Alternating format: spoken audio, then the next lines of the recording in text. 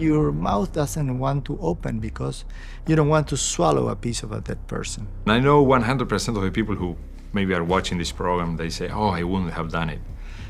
If you were there, you would have done it. Deep in the heart of the Andes, a plane carrying passengers from Uruguay to Chile crashed in October 1972, leaving a group of friends stranded in a freezing wilderness. With little food and dwindling hope, they faced an impossible choice: starve or eat the flesh of their deceased family and friends. Es cuando empieza a surgir en todos al mismo tiempo la única idea posible, que es la de alimentarnos de nuestros compañeros muertos, porque no hay otra chance. The flight's origins began in Uruguay, where the jet was chartered for a trip to Chile. The flight was carrying 45 passengers and crew, including 19 members of the Old Christians Club rugby union team, along with their families, supporters, and friends. Due to human error from an inexperienced co-pilot, the twin-engine turboprop crashed into the Andes Mountains. I just remember the sound of the impact and the intense force of the impact. The plane crashed at an altitude of 11,500 feet. 12 of those on board,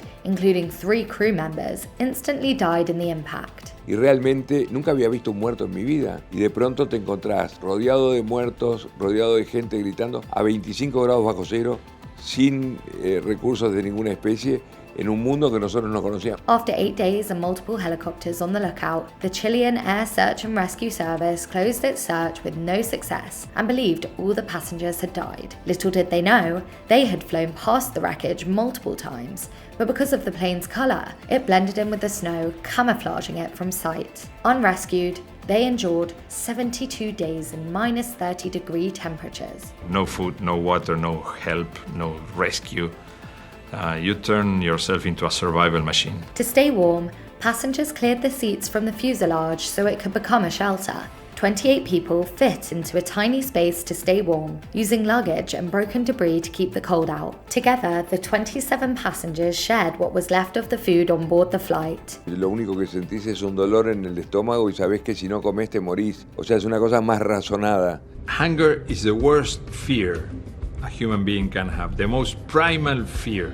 In the end, the survivors were extremely low on food and were confronted with the reality of eating the flesh of their dead friends and family. Nando le digo, che, Adolfo, Nando está loco, se quiere comer al piloto. Y Adolfo me dice, no, Carlitos, no está tan loco. Yo con mis primos ya lo pensamos. With no fire to cook with, they were eating raw human flesh. They even made a serious pact among themselves to offer their bodies as food for the others if they died. I thought if I would die, I would be proud that my body would be used for someone else. Roberto Canessa, who was a 19-year-old medical student at the time, wrote a book in which he stated, "I've had these discussions for 40 years. I don't care. We had to eat these dead bodies, and that was it. The flesh had protein and fat, which we needed, like cow meat." Y resolvimos un tema que teníamos que resolver porque nosotros teníamos el más sagrado de los derechos, que era el derecho a la vida y el derecho a volver a casa. As the days turned into weeks and weeks into months, people were perishing,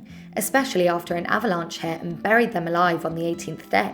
Y de la avalancha en adelante nos transformamos en un solo grupo y nuestra historia se convierte en una de las historias más notables de trabajo en equipo. Finally, 3 survivors, Nando, Antonio, and Roberto, decided to take matters into their own hands. Y ahí cambia la historia y cambia la actitud, el dejar de esperar para empezar a actuar.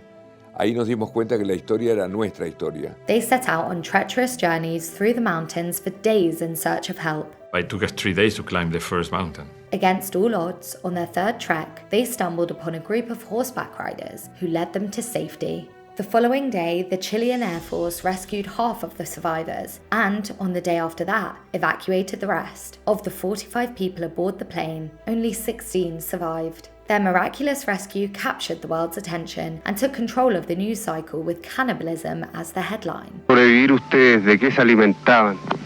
Bueno, sobre ese tema... Photos taken of the crash site showing partially consumed remains started appearing in the press. Horrifically, people began to speculate if the survivors had actually killed their family and friends for food. They were forced to hold a press conference mere days after being rescued to address what had happened. Y es una historia de lucha por la vida, que es en realidad lo más preciado que el ser humano tiene, es la vida. While the entire ordeal is very harrowing, their survival story continues to inspire, reminding us of the strength humans possess when faced with the unimaginable.